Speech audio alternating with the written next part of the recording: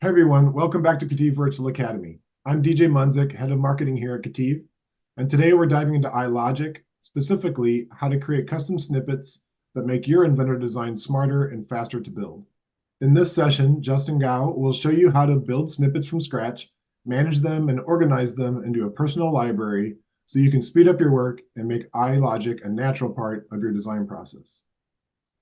Before we jump in, as an avid Inventor user, we always have to ask, are you following best practices using Autodesk Vault to catalog and collaborate on your work? Vault has never been easier with KETIV's Vault in the Cloud offering, and we're the first to do it. We have a great success record, and as you can see, we have dozens of happy customers. So if you're thinking about a move, I have a great resource highlighting the cost and the risks of owning your own Vault and what it takes to move to the cloud with KETIV. All right, without further ado, I'm going to jump back into the topic at hand, and we're going to learn how to start building our own snippet library. So I'm going to hand it over to Justin, who unfortunately is not going to be on camera today, but he's going to give you the same attention and good information that he always would. So Justin, please take it away. Thanks, DJ. So a little bit introduction on myself. I'm an application engineer here at KETIV.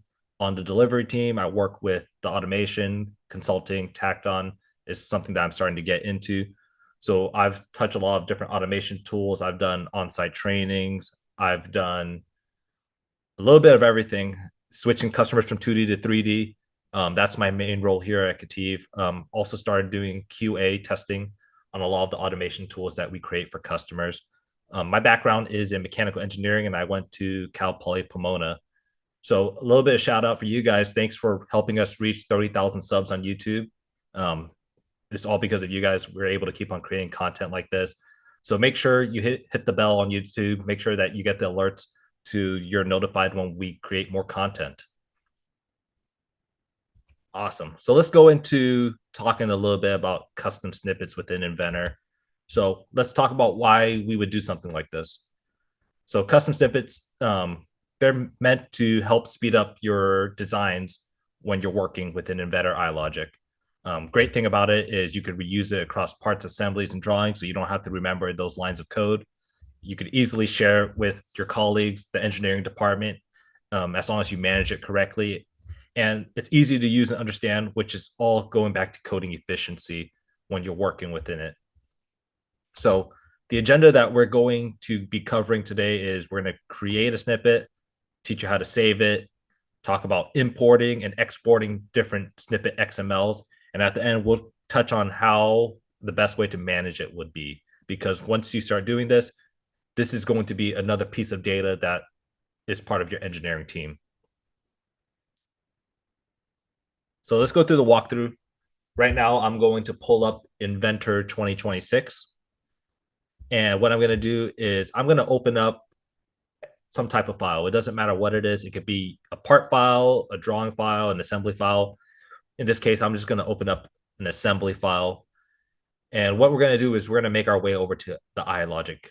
So one way to do that is you have an option to go through the tab. If you don't see it there, you can press plus, press iLogic, and that tab appears. Or if you want to go through the ribbon, you can go to manage. And then over here on the right side, you're going to see you have an iLogic tab. Either way, it takes you to the same place. What we're going to do is right click, and we're going to go ahead and add a new rule. So when we add a new rule, you can name it whatever you want. In this case, I'm just going to leave it as is.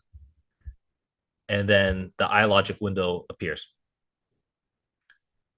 So like I mentioned before, iLogic comes with a set of predefined snippets that are already here for you to use. So you have stuff from parameters, iProperties, iParts, iFeatures, bombs, you name it. A lot of the snippets are here.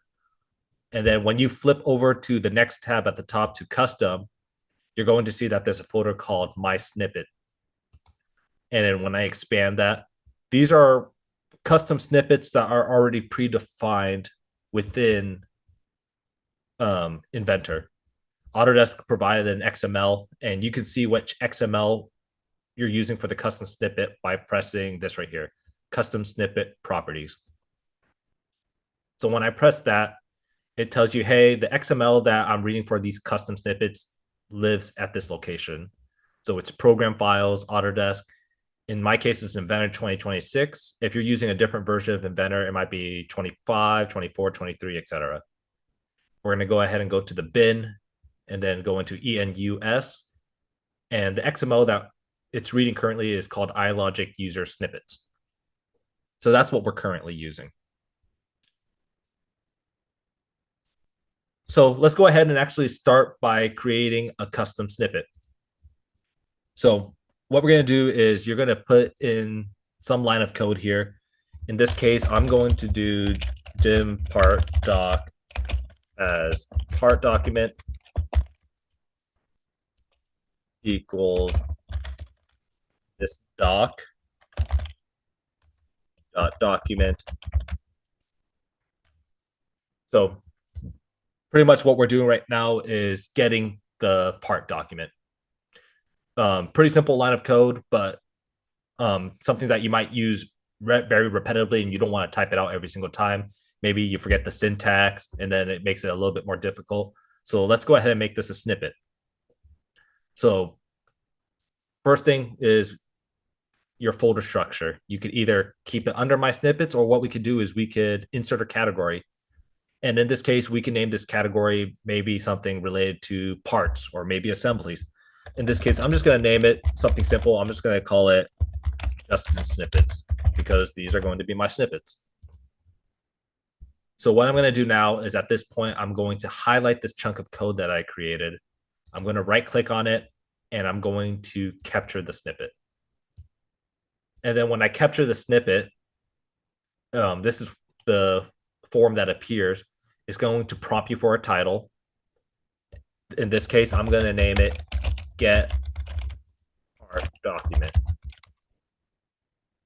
And then for category, these are the folders that you could put it in. So I could either put it in the My Snippet that I have up here or Justin Snippets, which is what I just created.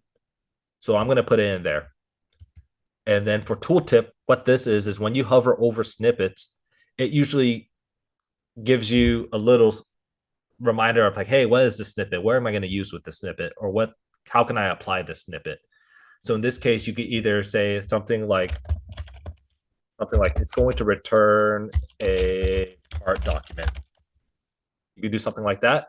It also has this button that says use code as tooltip. Sometimes the code is very simple, and if you read it, you understand what is happening.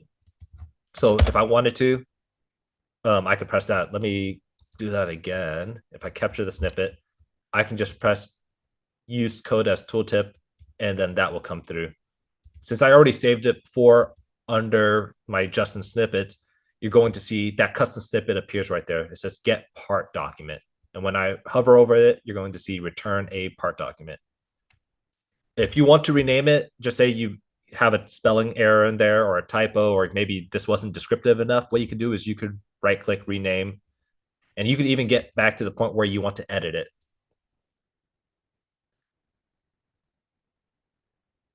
All right, so that's the first snippet that I'm going to have in there. And then now at this point, I could delete it, the line of code if I wanted to. Let's go ahead and do another snippet that may be a little bit, it's going to be a little bit longer, maybe a little bit more complicated. So on the side over here, I'm just going to copy the chunk of code that I have, and I'm going to go ahead and paste it in here. So you're going to see that this line's about 40 lines of code. And I'm going to capture everything in here, and I'm going to capture that snippet. And then here I'm going to name it. And what this chunk of code is doing is I'm going to explain to you guys that this chunk of code is something that we call push parameters. So I'm just going to name it push parameter. And what this code does is if you're at the master level assembly, so the very top assembly, you can push parameters down to the sub-assemblies and parts that are children of that master assembly. And it will update the master assembly accordingly, whether they're Boolean parameters, text parameter, or even numerical parameters. So that's what I'm going to use as my tooltip, because if I use code as tooltip, it copies all the code in there and this isn't going to be helpful. So my tooltip is going to be push parameters from master level assembly down to parts and subassemblies. And then now down here in the chunk of code, you're going to see stuff like I have a parameter that's looking for that's called material color. And maybe it's not always going to be that parameter name or even the parameter supplier. So what I could do in here is in my chunk of code, I could erase that parameter and I could prompt the user to input their own parameter. So I could say something like, hey, let's insert parameter 1 right here. And then down here, maybe I want to insert parameter 2. And then even I could even put a comment down here is like users are able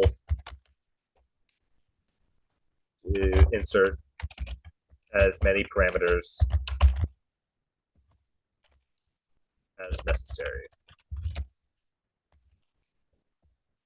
Just so you know that, hey, you're not limited to 2, kind of gives a better understanding of what the code can do. And then from here, I could choose the category that I want to put it in. In this case, I'm going to put it in Justin Snippets. Go ahead and press OK. And you're going to see that my push parameter rule is now there. So before I delete this chunk of code that's in here, you're going to see that it shows material color and supplier here as the parameters. I'm going to delete all of that. And if I double click on my snippet now, when I go in there, it says, hey, insert parameter 1, insert parameter 2. And then at this point, when I reuse this code in a different part, different assembly, I can say, hey, my parameter 1 is this name. My parameter 2 is this name. And I can continually keep adding parameters to this list that I want to exclude. All right. So we just went over how to create custom snippets. Let's talk about saving them. So now that I create these 2 snippets, I don't want to override the default iLogic XML for custom. I'm going to create my own. So I'm going to press the save with the pencil right here. And I'm going to go to a directory to save it to. In here, I'm going to say something like Justin's iLogic snippet library. And then now when I go over here to my snippet properties, you're going to see that it references it from this location. So it's just KETIV KVA, and then the file that I'm reading is Justin's iLogic snippet library.xml. So at this point, if I wanted to create another snippet, I'm just going to get another chunk of code here. I'm going to paste this chunk of code. If I create another snippet here, and then